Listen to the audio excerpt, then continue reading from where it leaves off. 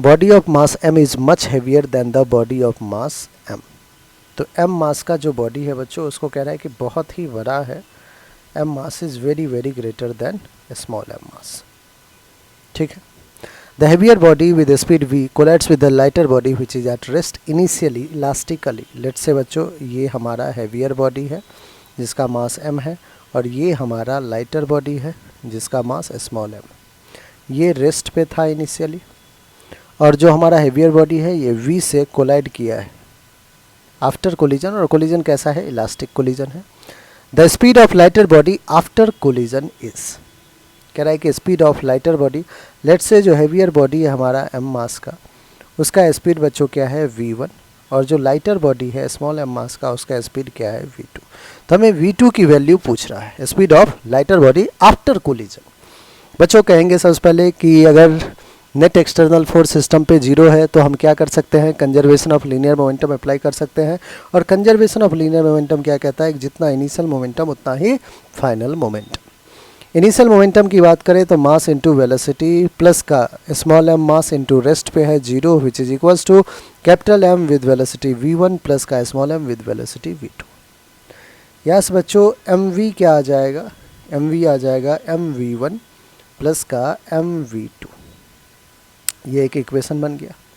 अब ध्यान से देखिएगा, एक इक्वेशन अगर कह रहा है कि कोलिजन जो है हमारा इलास्टिक है तो E की वैल्यू कोएफिशिएंट ऑफ रेस्टिट्यूशन कितना होगा 1 which is v2 minus v1 upon u1 that is v minus rest है 0। एक यहाँ से इक्वेशन बन गया, v2 minus v1 is equals to v। ये रहा बच्चों आपका इक्वेशन नंबर 2।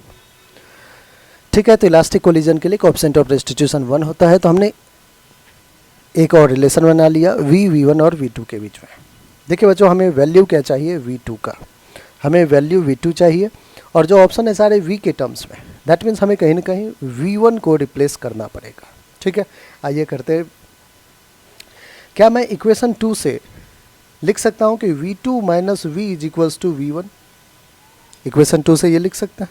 ठीक है, अब इसको बच्चों अपन क्या करते हैं, इक्वेशन 1 में पुट कर देते हैं।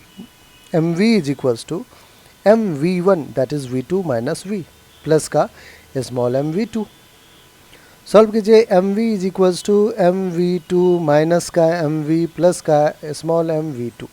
बच्चों ये mv और mv एक साथ लीजिए, तो mv माइनस इधर आके plus that is 2mv is equals to, बच गया हमारे पास mv2 प्लस स्मॉल mv2। क्या v2 को मुझे कॉमन ले लेना चाहिए, बिल्कुल ले लेते हैं, v2 कॉमन लिए m प्लस m हो गया। यहाँ से बच्चों एक एक्सप्रेशन आ गया कि v2 is 2mv upon m plus m, ये आ गया। अब बच्चों यूज करेंगे अपन कि when m is very very greater than m। अगर सपोज कीजिए बच्चों कि मैं कह दूं कि m जो है वो ये है और स्मॉल m कह दूं कि 0.1, आई कहानी समझ में।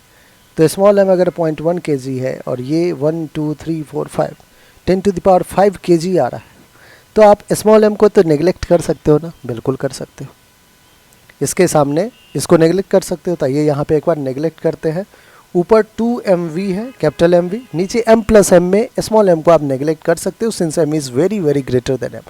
m ने m को कैंसिल किया, जो v2 आ रहा है बच्चों क्या आ रहा है 2v के इक्वल आ रहा है। अब आप देखिए कि v2 2v के इक्वल कौन सा ऑप्शन है, आप कहोगे ऑप्शन ए, और यही हमारा क्या है बिल्कुल करेक्ट ऑप्शन है।